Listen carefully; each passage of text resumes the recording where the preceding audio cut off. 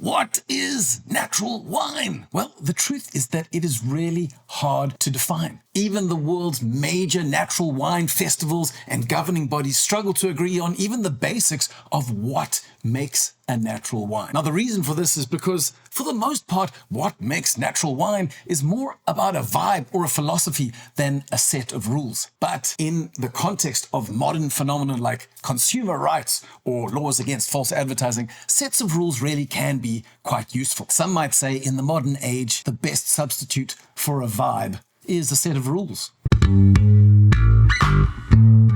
So, at its most lax or broad, natural wine can at least be summed up by that pithy two-part nugget: no additives, no technology. The problem, of course, in a context like the Swartland in South Africa, where a lot of South Africa's most die-hard natural winemakers come from, is that most of them will at least have air conditioning in their cellar. So does that count as technology? It's kind of hard to tell. Luckily for consumers everywhere, the French, or at least some of them, members who make up Le Syndicat de Défense des Vins Nature, have devised an entire comprehensive set of rules, or at least a charter of commitment, so that consumers can know what they're in for. The sad part is that this charter of commitment is really long and boring and hard to remember. The happy news is that I have spent time devising a mnemonic to help you remember all the elements, and I call this the soft shaft framework for natural wine. In order to have that little méthode vin nature on your bottle, you have to obey the following rules. Sulfites, you may not add any, but there may be up to 20 milligrams per liter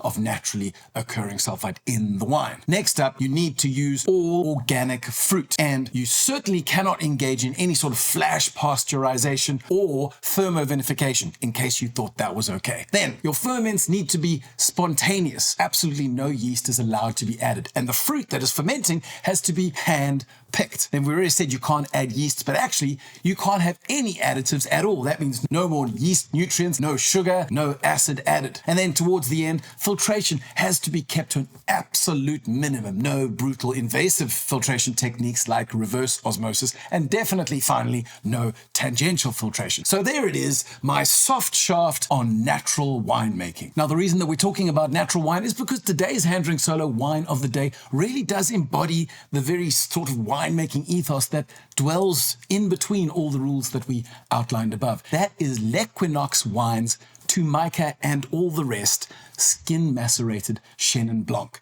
made by the founder of L'Equinox Wines, MC Stander, using organic fruit from the Swartland, more specifically from the Paardeberg ward within the Swartland. Now, if you want to stay up to speed with South Africa's most progressive natural winemakers, or just with South African wine in general, then subscribe to the Hand Drink Solo YouTube channel, where we have more than 300 videos exactly like this one. And make sure that you give us a like below, because every time you do, it helps us to be seen by more people like you who may appreciate insights into the dynamic South African wine scene.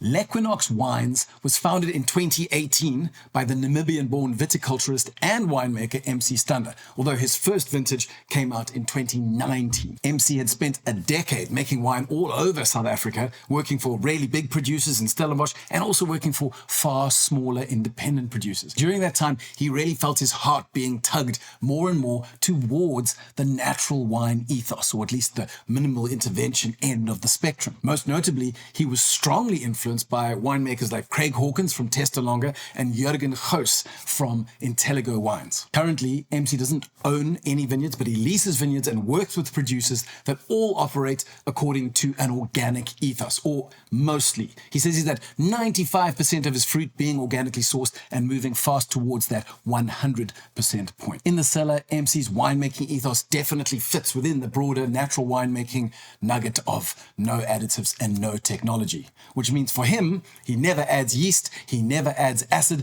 and his filtration is at an absolute bare minimum. And he talks about using really just a fly catcher at the end of the process. Now, you may or may not know this, but for winemakers in the Swartland, 2022 was a really controversial vintage where it was very difficult to preserve any sort of natural acidity in the grapes. And so some winemakers have been so bold to say anyone from the Swartland who says they didn't add acid in 2022 is a liar. MC Stander takes a different route. He swears that he didn't add acid in 2022, but he does say that his wines definitely suffered as a result. So you should still buy the 2022 vintage and compare it to this 23 vintage, and then you can judge for yourself.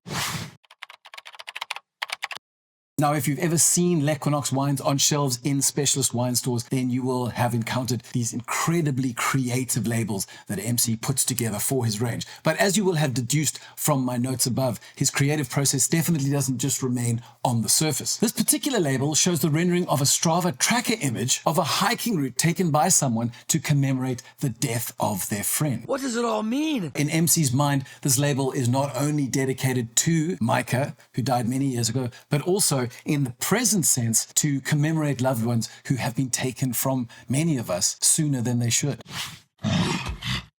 Now, when we give it a sip, well, you get all of that yellow apple fruit that we detected on the nose. But then add with that is a whole lot of really lovely grippy tannins that you get from all that skin contact. So what's super interesting for me is that while the acid actually presents as quite gentle on this particular wine, you get this lovely sense of freshness, not from necessarily acid, but from the tannins themselves. So it's more like you're actually crunching on this crisp yellow apple rather than just smelling the aromas. And then towards the finish, you get this beautiful, bright, sour, bitter snap of white citrus. And it's almost, I guess, like a sort of tonic note that you get at the end of a dry lemon, which again leads to this beautiful sense of freshness, despite the fact that it's not necessarily a high acid affair. Now, in order to help you get to know the part about deeper, what I've done is left links to 2 videos. One of them talks about Whiteman and Sons, which is one of the organic farmers that actually provides fruit for this wine. The other video